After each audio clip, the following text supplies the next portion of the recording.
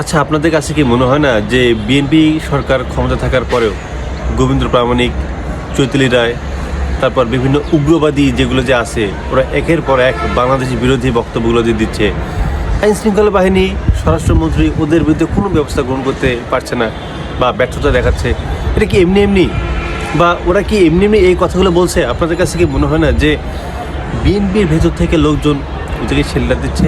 Yes, ওদের এত সাহস নেই যে এইভাবে কথাগুলো বলার। আমরা বাংলাদেশ আরেকটি প্রদেশ করব শুধুমাত্র সনাতনীদের জন্য, কিন্তু ওরা এত সাহস পাচ্ছে এবং ওদেরকে মাঠে নামিয়েছে বিএনপির ভেতর কিছু কতিপয় লোক। কোন লোকগুলো? যারা গত 17 বছর ফ্যাসিবাদ হাসিনার সাথে সমঝোতার মাধ্যমে ক্ষমতায় টিকেছিল। ইয়েস, তারাও ক্ষমতায় ছিল, কিন্তু তারা অদৃশ্য ক্ষমতায় ছিল। এই যে আমরা বলি না যে গত 17 বছর বিএনপি কী করছে, এত আন্দোলন করছে, কিন্তু কোনো আন্দোলন সফল করতে পারেনি। কাদের জন্য জানেন? এদের মতো মীর জাফরদের জন্য।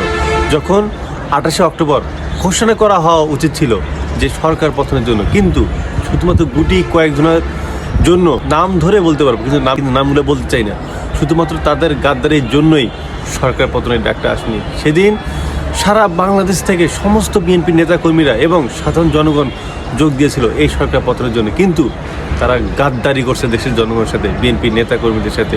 বিভিন্ন আন্দোলন হবে, আন্দোলনের সময় এরা হাসিনার পুলিশ বাহিনীর মাধ্যমে এরা আন্দোলনের আগে অসুস্থ হওয়া নাটক করবে, আন্দোলনের দিন গ্রেপ্তার হবে, আর মার খাবে বিএনপি সাধারণ নেতাকর্মীরা।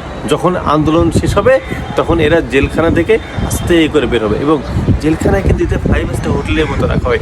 এইভাবে গত 17টা বছর আওয়ামী লীগের সাথে আঘাত করে এরা ক্ষমতা ছিল।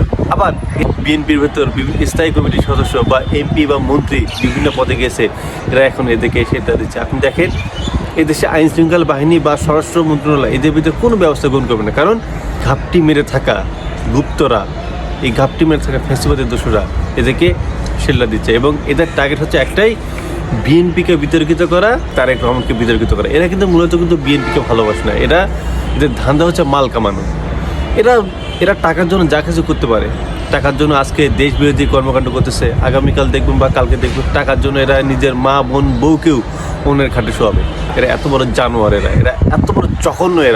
এরা এখন বিএনপির ভিতরে ঘাপটি মেরে থেকে বিএনপি সরকারকে, অর্থাৎ কীভাবে জিয়া পরিবারের বিরুদ্ধে লাগাচ্ছে, কীভাবে জিয়া পরিবারকে জনগণ থেকে বিচ্ছিন্ন করা যায়, তারেক রহমান মালয়েশিয়া সফর, চীন সফর, এগুলো বাতিল করা যায়। অর্থাৎ তারেক রহমানকে এক ঘরে করে তারেক রহমানকে ভারত থেকে বিভিন্নভাবে ভয়ভীতি যেন দেখানো হয় যে ভারতের কথা শোনো, না হলে খবর আছে। তারেক রহমানকে কিন্তু এইভাবে বিভিন্ন মন্ত্র কিন্তু এরা কিন্তু দিচ্ছে, কিন্তু সফল হচ্ছে না।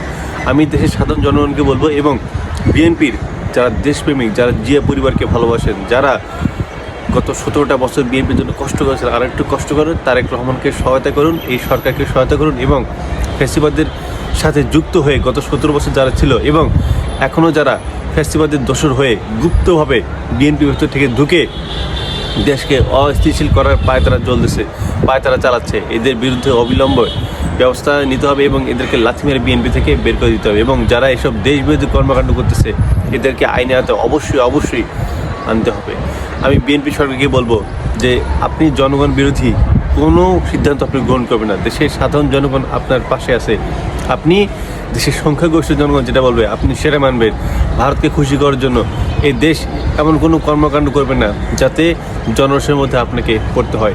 আপনি এই যে যারা দেশবিরোধী, দেশের ষড়যন্ত্রে বা অন্য দেশের সেবাদাসীরা দেশকে অস্থিতিশীল করার জন্য কাজ চালাচ্ছে, তাদের বিরুদ্ধে আপনি দ্রুত অ্যাকশন নেন। এদের বিরুদ্ধে দ্রুত পদক্ষেপ গ্রহণ করুন। দেশের সাধারণ জনগণ আপনাদের পাশে।